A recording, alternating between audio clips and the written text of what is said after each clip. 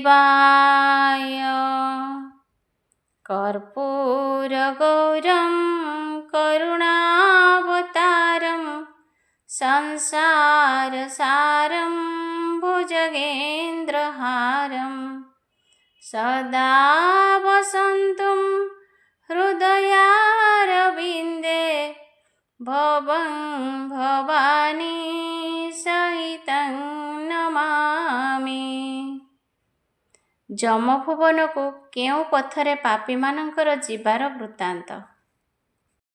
पुणी सनतकु मरे चाहि ऋषि गणे बोइले आबर कथा एक पड़े मने। प्राण गला बेले केउं पथरे जीवंकु नियंती जमपुरकु विचार स्थलकु। से कथा आंभ आगरे कुहत पीबर शुणिबा निमन्ते श्रद्धा बळिछि आंभर। शुणि सनत कुमार सानंद मनरे बखाण करन्ति ताहा ऋषिंक आगरे। बोलन्ति शुणन्तु धीर चित्तरे सकल कहिबि जे पथे जीव जाए जमाळ। जे बेले आयुष शेष होई जनर चित्रगुप्त पांजी देखी जाई न सतोर। जमक आगरे ताहा जणाए सुचिते हे देव ए जीव काल पुरिला जुकते। वर्तमान कंठाग्रत होइलाणी सेही तथापि से घट तेजी जीवन आसई। एकथा शुणिण तत्क्षणे जंतुराण दूतंकु आज्ञा दियंती पाशकु डाकिण। जाओ जाओ दूत गण विलंब न करी बांधी आण से जीवकु शक्ते बांधी करी। आज्ञा परमाणे दूत गणे चली जाती जीवर निकटे जाई प्रवेश हुअन्ति। बोलन्ति रे जीव किंपा भोगुछु कषण पचा घटटा गलाणी पापरा होइण। काहेकि लोभरे ताकु न जाऊ छाड़िण अकारणटारे हेउ अछु हैराण। एहिपरि जमदूत जीवंकु कहन्ति लोभे जीव घट छाड़िबाकु करे नास्ति। ताहा परे दूत माने कौशल भियाई नानादि लोभ देखान्ति से जीवकु तहि। अपूर्व सुंदरी नारी ताहाकु देखाई हीरा लीला रजत रतन पासे थोई। कुहन्ति यद्यपि एही घटकु छाड़िबु ए समस्त संपदर अधिकारी हेबु।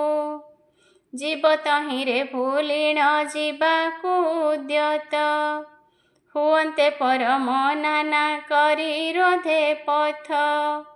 बोले केभे घर छाड़ी जाओ नाही भाई महाविपदरे देबे माने पकाई। पुणी जमदूत माने रत्न घट एक देखान्ति नेइण सेही जीवर सम्मुख। कुहन्ति ए घरे सदा सर्वदा रखिबु छाड़ीदेले हा केबे आउ न पाइबु। एतेबेले जीव आउ परम कथारे न रही डेई पसई जाई से घटरे। एणे माटी पिंड गोटा अग्नि रे पकाई पोड़ी जाली नष्ट सर्वे करी दियंती तही। किंतु से माया घटरे जीवकु पुराई चर्म दौड़ी रे दूते बांधी जाती नेई। काल फास गले लगाइण काल दूत जीवकु करंती से बहु हरकत। ବନ୍ଧନେ ପଡ଼ିଣ ଯିବ ଆକୁଳ ହୋଇଣ। ଯିବାକୁ ସେ ଭିଡ଼ି ମୋଡ଼ି ହୁଏ ସେଠା ବେଣ। କାଳଦୂତେ ତା ଗଳାରେ ଗଳଥା ଲଗାଇ ମାଡ଼ ମାରି ହାଡ଼ ଭାଙ୍ଗି ଦିଅନ୍ତି ଯେ ତହିଁ। ଘୋଷାରି ଘୋଷାରି ପଥ ମଧ୍ୟରେ ନିଅନ୍ତି। ତିଳେହେଁ ଜୀବରେ ସେଉ ପ୍ରଧାନ କରନ୍ତି। ଲକ୍ଷେ ଯୋଜନ ଅଟଇ ଦୂର ଯମପୁର। କଷ୍ଟ ଦେଇ ଦିଅନ୍ତି ଜୀବ ସେ ଯମଡଗର। କାହିଁ ତପ୍ତ ବାଲି କାହିଁ ଅଟେ କଣ୍ଟା ବଣ। କାହିଁ ପର୍ବତ ଡାଙ୍ଗର ଖାଲ ଢିପ ପୁଣ। କେବଳ ଠାରେ ପ୍ରଚଣ୍ଡ ବେଗେ ଅଗ୍ନି ଜଳେ। ତାର ତେଜରେ ପାଷାଣ ମାନ ଯେ ତରଳେ। ବିଷାକ୍ତ ସର୍ପ କେବଳ ଠାରେ ଫୁଫୁକାର। ଗରଜନ କରି ଧାଇଁ ଆସନ୍ତି ପ୍ରଖର। କାହିଁ ମଳମୂତ୍ର ମାତ୍ର ସିନ୍ଧୁ ପରକାରେ। ଗଦା ଗଦା ରହିଅଛି ଅନେକ ଠାବରେ। କାହିଁ କୁମ୍ଭୀର ମଗର ଭେଳା ଭେଳା ହୋଇ। ଜଳ ମଧ୍ୟେ ଭାସୁଛନ୍ତି ସେ ପଥରେ ତହିଁ। ଏହି ପରକାରେ ବହୁ ବିପଦ ସଂକେତ। ଦେଖାଦିଅଇ ନେତ୍ରରେ ଗଲେ ଯମପଥ। କେବଳ ସ୍ଥାନରେ ଧୂଳି ପ୍ରବଳ ବେଗରେ। ଉଡ଼ି ଦିବସରେ ଗୋଟାଏ ଯେ ଅନ୍ଧକାରେ। କାହିଁ ନିରନ୍ତରେ ରକ୍ତ ବୃଷ୍ଟି ହେଉଅଛି। କାହିଁ ଭୀଷଣ ଲହରୀ ଯେ ମାଡ଼ି ଆସୁଛି। କାହିଁ ନାନା ଜୀବଙ୍କର ଅସ୍ଥି ମାଳ ମାଳ। କାହିଁ ପଚା ମାଂସ ଗନ୍ଧ ହୁଅଇ ପ୍ରବଳ। ଏହିପରି ଭୟଙ୍କର ପଥେ ଯମଗଣେ। ଜୀବନକୁ ନିଅନ୍ତି ଟାଣି ସମନ ଭୁବନେ। ବହୁତ ଯନ୍ତ୍ରଣା ତାକୁ ବାଟରେ ଦିଅନ୍ତି। ବିଧା ଖୁନ୍ଦା ଗୋଇଠା ଯେ ମୁଖେ ପ୍ରହାରନ୍ତି। ବଡ଼ ଦାରୁଣ ଅଟନ୍ତି ସେହି ଯମଦୂତେ। କାଳପାଶ ନାନା ଅସ୍ତ୍ର ଧରିଛନ୍ତି ହାତେ। ସେମାନଙ୍କ ରୂପ ବର୍ଣ୍ଣ କିଛି ଏବେ ଶୁଣ। ସମସ୍ତଙ୍କ ଅଙ୍ଗ କଳା ହାଣ୍ଡିର ସମାନ। ନୟନ ଆରକ୍ତ କେଶ ପିଙ୍ଗଳ ବରନ। ମୁକୁଳା କେଶ ଲମ୍ବିତ କଟି ପର୍ଯ୍ୟନ୍ତେନ। ଅତ୍ୟନ୍ତ ଭୀଷଣ ଦନ୍ତ ଦୀର୍ଘ ନାସା କର୍ଣ୍ଣ। କଟମଟ କରି ଚାହିଁଥାନ୍ତି ଅନୁକ୍ଷଣ। ପାପୀଙ୍କର ଗଳେ ଦେଇ ଲୁହାର ଶିକୁଳି। ଲୁହା ବାଡ଼ିରେ ପିଟନ୍ତି ଏକୁ ଏକ ବଳି। ହାତ ଗୋଡ଼କୁ ବାନ୍ଧିଣ ମୁଣ୍ଡରେ ପ୍ରହାର। କରନ୍ତି ନିଷ୍ଠୁର ଭାବେ ଯମ ଅନୁଚର। ଛାତିରେ ଲଦନ୍ତି ନେଇ ଲୁହାର ମୁଦ୍ଗର। ତପତ ବାଲିରେ ଘୋଷାଡ଼ନ୍ତି ନିରନ୍ତର। ସେକାଳରେ ପାପୀ କି ଭରସା ନାହିଁ କେହି। ଆପେ ଅରଜିଲା କର୍ମ ମାନ ସେ ଭୁଞ୍ଜଇ। କାତର ସ୍ୱରେ କାନ୍ଦିଣ କହଇ ଏ ସନ।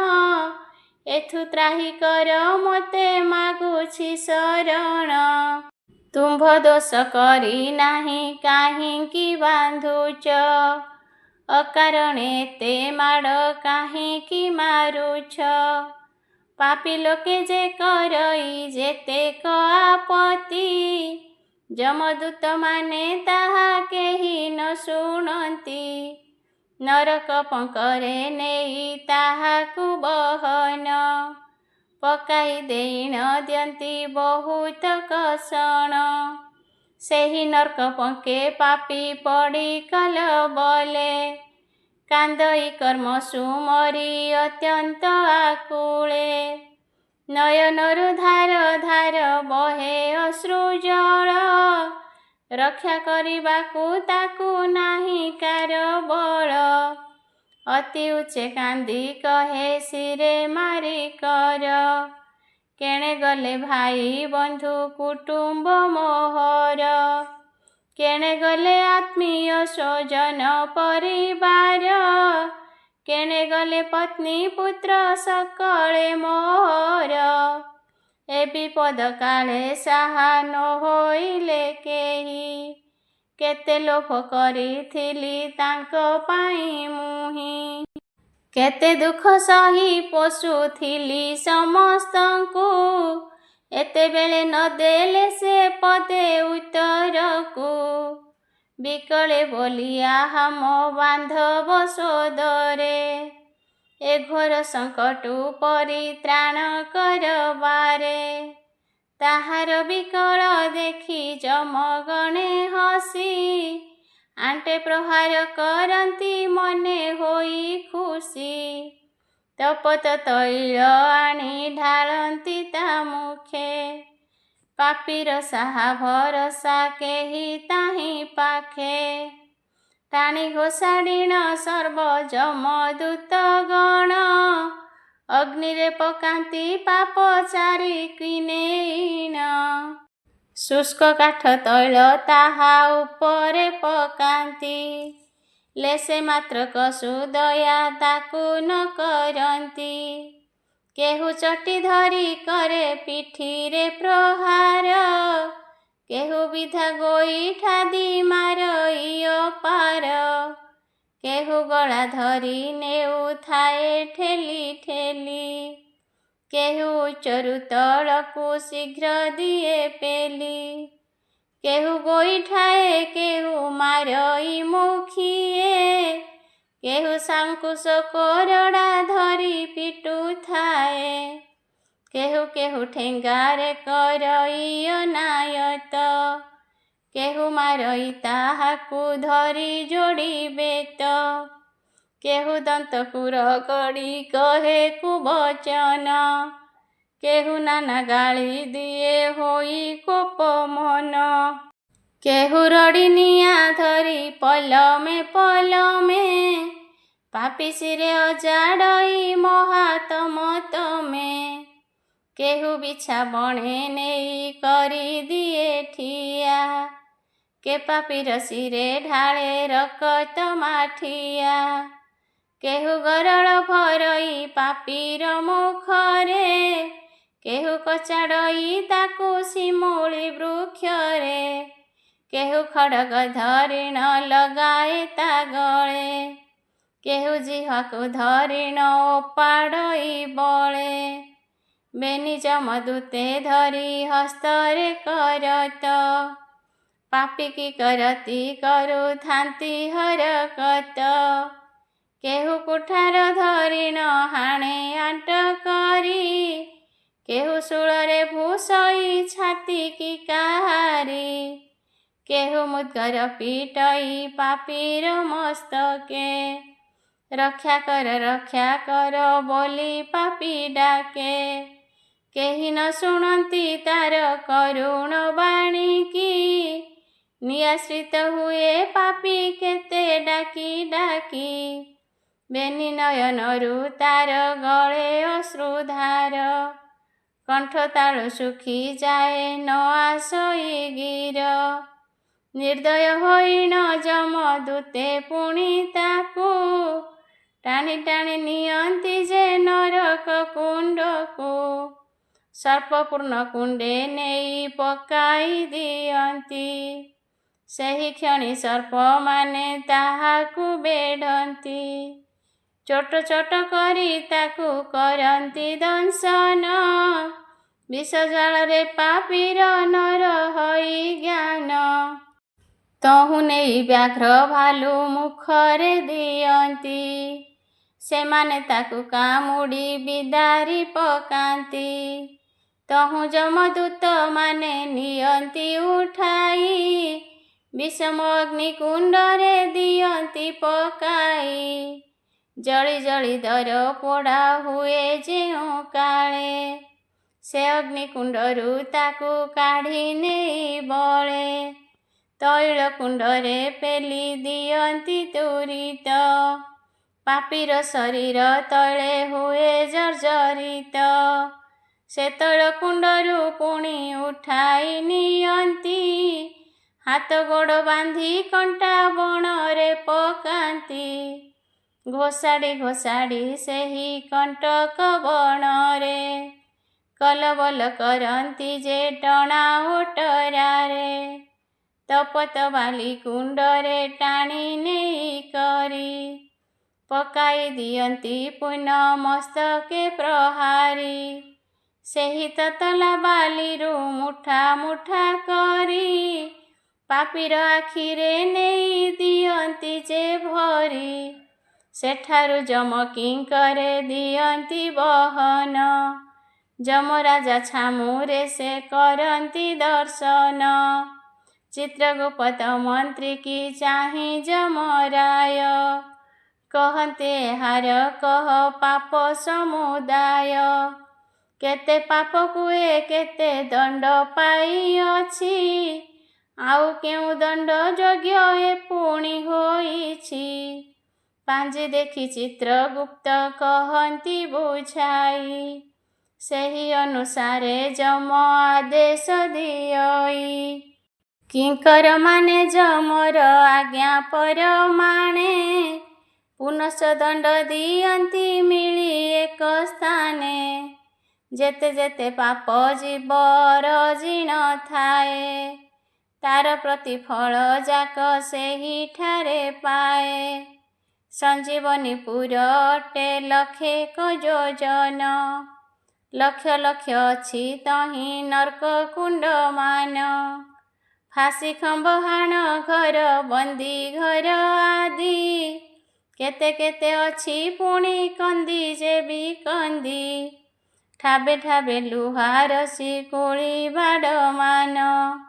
ଠାବେ ଠାବେ ଲୁହା ଜାଲ ଅତ୍ୟନ୍ତ ଭୀଷଣ।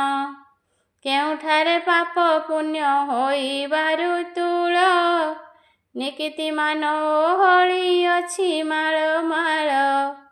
କେଉଁଠାରେ ଲୁହା କଣ୍ଟା ସଜା ହୋଇଅଛି। କେଉଁଠାରେ ପିଟଣି ସଜଡ଼ା ହୋଇଅଛି। ଯେଉଁଠାରେ ପଥର ହୋଇଛି ଗଦା ଗଦା କାହିଁ ଭୟଙ୍କର ଦିଶେ ଫାଶୀ ଦେବା ପଦା। କେଉଁଠି ରକତ ନଦୀ ଯାଉଅଛି ବହି। ପଚାସଢ଼ା ମାଂସେ କୀଟ ବେଢ଼ିଛନ୍ତି କାହିଁ।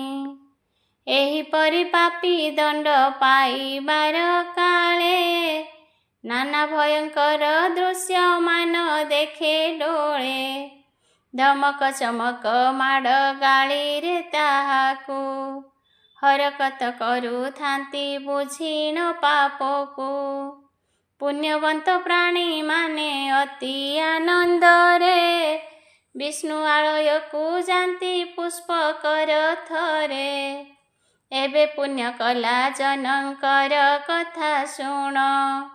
ବୈକୁଣ୍ଠକୁ ଯେ ବଣ ପଥ ସୁଗଠନ। ସେ ପଥ ଗୋଟିଏ ଅଟଇ ଅତି ପରିଷ୍କାର। ଠାବେ ଠାବେ ଦେଖାଯାଏ ସୁବାସିତ ନୀର। ସୁଗନ୍ଧ ଚନ୍ଦ ଚନ୍ଦନ ଅତର ଆମୋଦ। ପୁଣ୍ୟବନ୍ତ ପ୍ରାଣୀ ତହିଁ ଲଭଇ ପ୍ରମୋଦ। ସୁବାସ କୁସୁମ ବନ ବେନି ପାରୁଷରେ ଧାଡ଼ି ଧାଡ଼ି ହୋଇ ରହିଅଛି ସେ ପଥରେ। ଭ୍ରମରମାନେ କୁସୁମେ କରନ୍ତି ଝଙ୍କାର। କୋକିଳ ଶୁକ ସାରିକା ଖଞ୍ଜନ ମୟୂର। ନାନାବିଧ ପକ୍ଷୀଗଣ କରୁଥାନ୍ତି ସ୍ୱନ। ପୁଣି ପୁଲକିତ ହୁଏ ପୁଣ୍ୟବନ୍ତ ଜନ। ଚିତ୍ରବସନ ଚାନ୍ଦୁଆ ତାଜିବା ପଥରେ ଟଣା ହୋଇଥାଏ ପୁଣି ମସ୍ତକ ଉପରେ। ଦେବତାମାନେ ଦିଅନ୍ତି ଜୟ ଜୟ ଧ୍ୱନି। ବଜାନ୍ତି ବିବିଧ ବାଦ୍ୟ ଅତି ହର୍ଷେ ପୁଣି। ବେନି ପାଶେ ପଡ଼ୁଥାଇ ଆଲଟ ଚାମର ବିଷ୍ଣୁଦୂତେ ନେଉଥାନ୍ତି ବସାଇ ରଥର। କେହୁ ନିଅନ୍ତି ଆଗରେ ପହଣ୍ଡ ମଣାଇ, କେହୁ ହରି ନାମ ତାକୁ ଥାନ୍ତି ଶୁଣାଇ। କେହୁ ପୁଣ୍ୟାତ୍ମା ମସ୍ତକେ ଟେକିଥାଏ ଛତ୍ରୀ, କେହୁ ସେହି ସମୟରେ ପାହାଡ଼ା ପକାନ୍ତି। କେହୁ କର୍ପୂର ଚନ୍ଦନେ ପିଚକାରି ମାରେ, କେହୁ ସୁବାସ କୁସୁମ ପକାନ୍ତି ତା ଶିରେ। କେହୁ ଗଦିକେ ବିଞ୍ଚଣି କେକରେ ଆଢ଼େଣି, କେହୁ ବାନା ବୈରଖ ଧରିଥାଏ ପୁଣି। କେହୁ ଶଙ୍ଖ ବଜାଇ ଆଗରେ ଚାଲୁଥାଏ, କେହୁ ରହି ରହି ଧୀରେ କାହାଳି ବଜାଏ। କେହୁ ଭେରି କେହୁ ତୁରି କେବାଏ ମର୍ଦ୍ଦଳ, କେହୁ କଂସାଳ ବଜାଏ କେବାଏ ଝଞ୍ଜାଳ। କେ ମଦିରା କେହୁ ଗିନି କେ ବଜାଏ ତାଳ, କେ ବୀଣା ବା ବଂଶୀ କେ ବଜାଏ ତାବଲ। ମୃଦଙ୍ଗ ଟମକ ଢୋଲ ସିତାର ସହିତେ, ଦୁନ୍ଦୁଭି ବାଦ୍ୟ ବଜାଇ ତହିଁ ଅପ୍ରମିତେ। ଦେବାଙ୍ଗ ବସନେ ଚିତ୍ର କରିଣ ବନି, ପୂର୍ଣ୍ଣ ଅଳଙ୍କାରେ ତାକୁ କରିଣ ମଣ୍ଡଣି। ପୁଷ୍ପହାର କର୍ପୂର ତାମ୍ବୁଳ ସହିତେଣ, ଖଟିଥାନ୍ତି ପାଶେ ବହୁ ଦାସ ଦାସୀଗଣ। ରଥ ଗଜ ଅଶ୍ୱମାନଙ୍କର ନାହିଁ ସୀମା, ଚାରିପାଶେ ବିଷ୍ଣୁଦୂତେ ହୋଇଥାନ୍ତି ଜମା। ଜୟଧ୍ୱନିରେ ଉଛୁଳି ପଡ଼ୁଥାଇ ପଥ, ଢଳି ଢଳି ଶୂନ୍ୟେ ଚଳୁଥାଏ ପୁଷ୍ପରଥ। ଏପରି ଯେ ପୁଣ୍ୟବନ୍ତ ଜନର ଶ୍ରୀଭୋଗ, ଇହ ଜନ୍ମେ ସୁଖ ଅନ୍ତେ ବୈକୁଣ୍ଠ ଯୋଗ। ପର ଦୁଃଖେ ଦୁଃଖୀ ଯେହୁ ପର ସୁଖେ ସୁଖୀ, ପରକୁ ଆପଣା ପରି ପାଳୁଥାଏ ଦେଖି।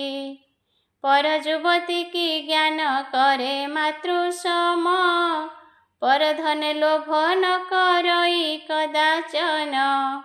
ସବୁରି ଆତ୍ମାକୁ ଚିହ୍ନି ପାଳୁଥାଏ ନୀତି, ପ୍ରତିଦିନ ପୂଜୁଥାଏ ଦେବତା ଅତିଥି। ଗୁରୁ ଗୁରୁଜନେ ଭକ୍ତ ଊଣା ନ କରଇ, ପରର କଷ୍ଟ ଦେଖିଲେ ତାହା ନିବାରଇ। କ୍ରୋଧେ କଟୁ ବାକ୍ୟ ଦୁର୍ଭିକ୍ଷ ସମୟେ ଯେହୁ ଅନ୍ନ ବସ୍ତ୍ର ଦାନ, କରୁଥାଏ ଚିହ୍ନି ପ୍ରାଣୀମାନଙ୍କ କଷଣ।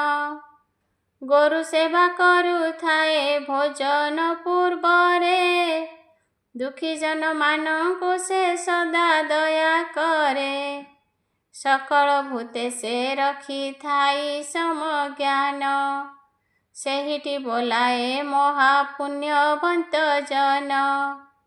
କଣା କୁଜା ଛୋଟା ଅନ୍ଧ କାଲା ଦେଖି କରି, ଦୟା କରେ ଏମାନଙ୍କୁ ଥଟ୍ଟା ସେ ନ କରି। ସଂସାର ମଧ୍ୟରେ ସେହୁ ମହାପୁଣ୍ୟବନ୍ତ, ତାହାର ପାଶ ମାଡ଼ନ୍ତି ନାହିଁ ଯମଦୂତ।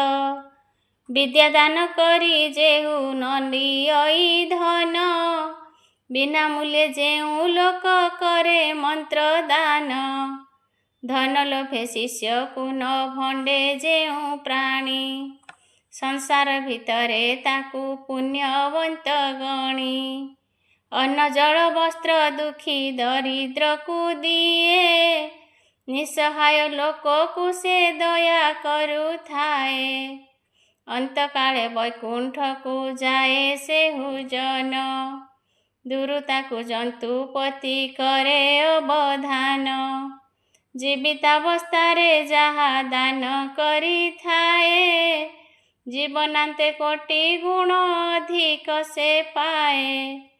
ତାହା ପାଶକୁ ଯେ ବାଳ ଦୂତେ ନ ଆସନ୍ତି, ଦିବ୍ୟ ରଥେ ବିଷ୍ଣୁଦୂତେ ବସାଇ ନିଅନ୍ତି। ଆଲଟ ଛତ୍ର ଚାମର ପକାଇ ସେମାନେ, ଚୁଆ ଚନ୍ଦନ ବୋଲିଣ ନିଅନ୍ତି ସନ एहिपरि धर्मवंत प्राणीमानଙ୍କର सुख संपद जे कहि न हुए मुखर। वैकुंठपुरे सेहु नाना भोग पाନ୍ତି, देवता ମାନଙ୍କ संगे सर्वदा बसନ୍ତି। तेणु जीवे हिंसा किबा असत्य वचन, न कुह मुखरे केबे आहे साधुजन। प्रभुଙ୍କ पाद पद्मरे सदा रख मति, जेहु शिव सेहि सत्य सुंदर मूरति। सर्वदा हे सुज्ञ जने शिवଙ୍କୁ सुमर, अभय वर प्रदान करिबे ईश्वर। शेष काले एका सेहि भरसा होइबे, शपथ दंडरू से सबଙ୍କୁ धरिबे। एहिपरि धाता सुत कहन्ते बुझाई, पुଣି ऋषिगण माने आनंदित होई। बोइले बड़ सौभाग्य अटई आंबर, सनत मुखु शुणिलु शिव शास्त्र सार। सेहि प्रभुଙ୍କ चरणे मन मोर रहु, अधम क्षेत्र मोहन शिव पाद ध्याऊ। सदाशिवଙ୍କ ମସ୍ତକରେ ଚନ୍ଦ୍ର କାହିଁକି ଥାନ୍ତି? ଶୁଣି ଋଷି ଗଣେ ଚାହିଁ ସନତ କୁମାର, ବୋଇଲେ କଥାଏ ମନେ ପଡ଼ିଲା ଆମ୍ଭର। ଯାହା ପୁଛିଲୁ ସାଦରେ କହିବେ ବୁଝାଇ, ଚନ୍ଦ୍ରଙ୍କୁ ଧାରଣ ଶିବ କରନ୍ତି କି ପାଇଁ? ଯେଉଁପରି ମତେ ବାମ ଅଙ୍ଗରେ ଧରିଛ, ସେହିପରି ଅର୍ଦ୍ଧଚନ୍ଦ୍ର ମସ୍ତକେ ଘେନିଛ। ଏହାର କାରଣ ମୋତେ କୁହନ୍ତୁ ଆପଣ, ଯେଉଁପରି ହେବ ମୋର ସନ୍ଦେହ ମୋଚନ। ପ୍ରାଣପ୍ରିୟାଙ୍କ ମୁଖରୁ ଏ ବଚନ ଶୁଣି, ହସି ହସି କହନ୍ତି ଯେ ଦେବ ଶୂଳପାଣି। ତୁମହର ପରାଣରୁ ଅଧିକ ବଲିଣ, କହୁଛି ଗୋ ଜୀବେଶ୍ୱରୀ ମନ ଦେଇ ଶୁଣ। ଦକ୍ଷଙ୍କ ନନ୍ଦିନୀ ତୁମ୍ଭେ ଥିଲ ସତୀ ନାମେ, ଯେଉଁ କାଳେ ପ୍ରାଣ ତ୍ୟାଗ କଲ ପିତୃଧାମେ। ତୁମ୍ଭର ବିରହେ ବନେ ବୁଲିଲି ଗୋ ମୁହିଁ, ଅସ୍ଥିର ହେଲା ମୋ ମନ ନ ଲାଗଇ କାହିଁ। ସର୍ବଦା ତୋର ସୁନ୍ଦର ଅଙ୍ଗ ମନେ ପଡ଼ି, ହୃଦୟ ଭିତର ମୋର ହୋଇଲା ପୋଡ଼ି। ତପ କରିବାକୁ ମୁଁ ଗୋ ନଦୀ କୂଳେ ଗଲି, ତହୁଁ ପୁଣି ଉଦ୍ୟାନରେ ପ୍ରବେଶ ହୋଇଲି। ସେଠାରେ ମନ ମୋ କ୍ଷଣେ ନ ହୁଅନ୍ତେ ସ୍ଥିର, ଚଳିଗଲି ଏକ ବୃକ୍ଷ ମୂଳକୁ ସତ୍ୱର। ସେହି ନଦୀ କୂଳେ ବୃକ୍ଷ ମୂଳରେ ବସିଲି, ତହୁଁ ପର୍ବତ କନ୍ଦର ଆଦି ମୁଁ ଭ୍ରମିଲି। ଜଳସ୍ଥଳ ପାତାଳ ସହିତେ ବୁଲି ବୁଲି, ମନକୁ ମୋହର ବହୁ କଷ୍ଟେ ସ୍ଥିର କଲି। କଠୋର ତପ ସାଧିଲି ମୁଁ ନାନା ସ୍ଥାନରେ, ଆଗ ପ୍ରିୟେ ଯେଉଁ ବୃକ୍ଷ ମୂଳ ମାନଙ୍କରେ। ତପର ପ୍ରଭାବେ ସେହି ବୃକ୍ଷ ଗଲା ଜଳି, ପଡ଼ିଗଲା ବନ ପର୍ବତ ରମ୍ୟସ୍ଥଳୀ। ସେ ତପସ୍ୟା ଅଗ୍ନି ମହି ମଣ୍ଡଳେ ଘୋଟିଲା, ରବି ଶଶାଙ୍କର ତେଜ ଊଣା ହୋଇଗଲା। ଯମରାଜାଙ୍କର ଜରାବସ୍ଥା ହେଲା ତହିଁ, ଅଧିକ କି କହିବୁ ମୁଁ ଆଗ ଚନ୍ଦ୍ରମୋହି। ତିନି ଭୁବନରେ ଯେତେ କରିଛନ୍ତି ବାସ, ନାଗନର ଅମର ଗନ୍ଧର୍ବ ଯେ ରାକ୍ଷସ। କିନ୍ନର ସହିତେ ସର୍ବେ ହୋଇଲେ ବ୍ୟାକୁଳ, ଅତି କଠୋର ସେ କାଳେ ମୋ ତପସ୍ୟା ବଳ। ନିଜେ ଇନ୍ଦ୍ରଦେବ ଗଣ ଘେନି ସଙ୍ଗତରେ, ବେଦପତି ବ୍ରହ୍ମାଙ୍କ ସଦନେ ଚଳିଗଲେ। ମୁହିଁ ମନ୍ଦର ପର୍ବତ ଶୃଙ୍ଗ ନିମ୍ନ ଦେଶେ, ବସିଥିଲି ତପସ୍ୟାରେ ଅତି ଅନ୍ତରୋଷେ। ଇନ୍ଦ୍ର ପଚାରିଲେ ଦେବ ବରଙ୍କୁ ଅନାଇ, ଆହେ କମଣ୍ଡଳୁ ଧାରି କହନ୍ତୁ ବୁଝାଇ। ତୁମ୍ଭେ ଲୋକ ପିତାମହ ତୁମ୍ଭେ ପ୍ରଜାପତି, ଅଗ୍ନି ନିବାରଣ କରି ରଖ ଏ ଧରିତ୍ରୀ। ତିନିପୁର ଏ ଅନଳ ନିଜେ ପୋଡ଼ିଯିବ। ଇନ୍ଦ୍ରଙ୍କ ବଚନ ଶୁଣି ସେ ପଦ୍ମ ଉଦ୍ଭବ, କହିଲେ ହେ ଶଚୀନାଥ ଶୁଣ ସେ ବିଧାନ। ଯାହା ପଚାରିଲ ମୋତେ ହୋ ମୋର ଗଣ। ଏ ତ୍ରିଭୁବନ ଯାକ ଯାର ତେଜ ବଳେ, ଦହି ହୋଇ ଯାଉଅଛି ଶୁଣ ତା ନିଶ୍ଚଳେ। ମହାଦେବ ହୋଇ କରି କୋପାନଳ ମୂର୍ତ୍ତି, ସତୀଙ୍କ ବିରହେ ବସି ତପସ୍ୟା କରନ୍ତି। ତାହାଙ୍କ ତପ କ୍ରୋଧାଗ୍ନି ବଳରେ ସଂସାର, ତିନିପୁର ଦହ୍ୟ ହେଉଅଛି ପୁରନ୍ଦର। ଏବେ ପ୍ରତିକାର ତାର କର ଶଚୀ ସାଇଁ, କିଛି ହିଁ ଭାବନା ମନେ ଆଉ କର ନାହିଁ। ଏମନ୍ତ କହିଣ ବ୍ରହ୍ମା ବାସବଙ୍କୁ ତହିଁ, ସାନ୍ତ୍ୱନା କଲେ ଅନେକ ପ୍ରକାରେ ବୁଝାଇ। ବୋଇଲେ ସେ ଶୂଳଧାରୀ ବିରୂପ ନୟନ, ସତୀଙ୍କି ନ ପାଇ ପୋଡ଼ୁଛନ୍ତି ତ୍ରିଭୁବନ। ସେ ଅନଳ ତେଜ ବଳେ ସପ୍ତ ଦୀପାମହୀ, ବେଳକୁ ବେଳ ପ୍ରଚଣ୍ଡ ଅଗ୍ନି ତାପ ପାଇ। ତିନି ଭୁବନର ଲୋକେ ହୁଅନ୍ତି ବିକଳ, ଚନ୍ଦ୍ରଙ୍କୁ ଘେନିଣ ଚାଲ ପାଶକୁ ତାଙ୍କର। ସେହି ଯୋଗାରୂଢ଼ ମହାଦେବଙ୍କର ସରେ, ସ୍ଥାପନ କରିବା ଦେବତାଏ ଯାଇ ଖରେ। ସୁଶୀତଳ ଚନ୍ଦ୍ରମାକୁ ଦେଖି ମହେଶ୍ୱର, ଶାନ୍ତି ଲଭି ଆଉ ନ ହୋଇବେ କୋପ ଭର। ପ୍ରିୟାଙ୍କ ବିଚ୍ଛେଦ କଷ୍ଟ ହେବ ତାଙ୍କ ଦୂର, ସନ୍ତାପିତ ହେବେ ନାହିଁ ଦେବ ଦିଗମ୍ବର। ଚନ୍ଦ୍ର କିରଣ ତାହାଙ୍କ ମନକୁ ହରିବ, ସତୀ ବିଚ୍ଛେଦ କଷଣ ପାଶୋରିବେ ଭବ। ବେଦବରଙ୍କ ମୁଖରୁ ଏ ବଚନ ଶୁଣି, ମନେ ମନେ ଆନନ୍ଦ ହୋଇଲେ ବଜ୍ରପାଣି। ଚନ୍ଦ୍ରକାନ୍ତି ମଣି ସାହାଯ୍ୟରେ ଦେବରାଜ, ସୁଧା ଘଟ ବିଷ ଘଟ ଧରି ହେଲେ ସଜ।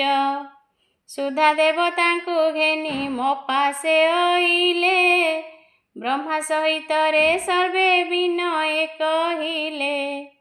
ଆହେ ଦେବ ତ୍ରିଲୋଚନ ଏ ସୁଧା କଳସ, ଗ୍ରହଣ କଲେ ସକଳେ ହେବୁ ଆମ୍ଭେ ତୋଷ। ଶୁଣ ଏବେ ଭବାନୀ ଗୋ ମନ କର୍ଣ୍ଣ ଦେଇ, ସେ ସୁଧା କୁମ୍ଭୁ ସୁଗନ୍ଧ ବାହାର ହୋଇ। ଯହିଁରେ କି ବନ ଉପବନ ଚହଟିଲା, ସୁବାସରେ ମନ ପ୍ରାଣ ପୁଲକିତ ହେଲା। ଚୁଆ ଚନ୍ଦନ ଅତର କର୍ପୂର ସହିତେ, ସୁବାସିତ ଦ୍ରବ୍ୟମାନ ଅଛି ଯେତେ ଯେତେ। ସେହି ସୁଧା ଘଟରେ ଆମୋଦ ସଙ୍ଗେ ସରି, ହେବ ନାହିଁ ଲେଶ ମାତ୍ର ଆଗୋ ମାହେଶ୍ୱରୀ। ସେ ଅମୃତର ବାସନା କେ ପାରିବ କହି, ଆଘ୍ରାଣ ମାତ୍ରେ ବିହ୍ୱଳ ହୋଇଗଲି ମୁହିଁ। ମୁଗ୍ଧ ହୋଇଗଲା ମୋର ମନ ନେତ୍ର ପ୍ରାଣ, ସେ ସୁଧାକୁ ଭଇ ମୋହି ନେଲି ଗୋବହନ। करे ଧରିବା ମାତ୍ରକେ ଆଗୋ ପ୍ରାଣାଧିକେ, ଅକସ୍ମାତେ ଚନ୍ଦ୍ରରେଖା ହୋଇଲା ମସ୍ତକେ। ସେ ଉଜ୍ଜଳ ଚନ୍ଦ୍ରରେଖାକୁ ମୁଁ ଦେଖି କରି, କ୍ରମେ ମୋର ମନ ସ୍ଥିର ହେଲା ପୂର୍ବ ପରି। ତୁମ୍ଭ ବିଚ୍ଛେଦ ବିରହ କଷ୍ଟ ମୋର ଗଲା, ସମସ୍ତ ସନ୍ତାପ ଯାହା ଥିଲା ଦୂର ହେଲା। ସେକାଳେ ଦେବତା ମାନେ ମୋତେ କଲେ ସ୍ତବ, ଚନ୍ଦ୍ରଚୂଡ଼ା ନାମ ଗୋଟି ଦେଲେ ପଦ୍ମଭବ। ଇନ୍ଦ୍ର ନାମ ଦେଲେ ପୁଣି ଶଶାଙ୍କ ଶେଖର, ଚନ୍ଦ୍ରମୌଳିକ ନାମ ଦେଲେ ସକଳ ଅମର। ସୋମନାଥ ସୋମେଶ୍ୱର ଆଦି ବହୁ ନାମ, ଦେଲେ ମୋତେ ଆନନ୍ଦିତ ହୋଇ ଦେବଗଣ। ଚନ୍ଦ୍ରମାକୁ ସେହି ଦିନୁ କଲି ମୁଁ ଆଦର, ବେଳୁ ବେଳୁ ବହୁ ଶ୍ରଦ୍ଧା ହେଲା ତାର ପର। ତେଣୁ ସେ ଚନ୍ଦ୍ର ମସ୍ତକେ ଧାରଣ କରିଲି, ଫେଡ଼ି ମନ କଥା ତୁମ୍ଭ ଆଗରେ କହିଲି। ଏ ଅତି ଗହନ କଥା ଆଗ ପ୍ରିୟ ସହି, ରଖିବ ଗୋପତେ ଆନ ଜନରେ ନ କହି। ଭକତି ଭାବେ ଯେ ଜନ ଏହାକୁ ପଢ଼ିବ, ଅନ୍ତକାଳେ ବୈକୁଣ୍ଠେ ସ୍ଥାନ ସେ ପାଇବ। ରମଣୀମାନେ ଶ୍ରଦ୍ଧାରେ କରିଲେ ପଠନ, ପୁତ୍ରପତି ଘେନି ସୁଖେ ବିତାଇବେ ଦିନ। ସର୍ବଦା ଲକ୍ଷ୍ମୀ ତାଙ୍କରେ ପ୍ରସନ୍ନ ହୋଇବେ, ଦେବଦେବ ମହାଦେବ ଅରିଷ୍ଟ ଖଣ୍ଡିବେ। ଏ ଗ୍ରନ୍ଥ ପ୍ରତ୍ୟହ ଯେବେ କରିବ ପଠନ, ଗୋହତ୍ୟା ବ୍ରହ୍ମହତ୍ୟା ଯେ ହୋଇବ ମୋଚନ। ଶିବଙ୍କ ସମାନ କେହି ନାହିଁ ବଳିୟାର, ସକଳ ବିପଦ ମାନ ହରିବେ ରହର। ସକଳ ବିପଦ ମାନ ହରିବେ କହର, ସେ ମହାଦେବଙ୍କ ପାଦ ପଦ୍ମେ ମନ ଦେଇ। ଅଧମ କ୍ଷେତ୍ର ମୋହନ ଏ ଗ୍ରନ୍ଥ ଲେଖଇ। ଜୟ ଶିବ ଶଙ୍କର।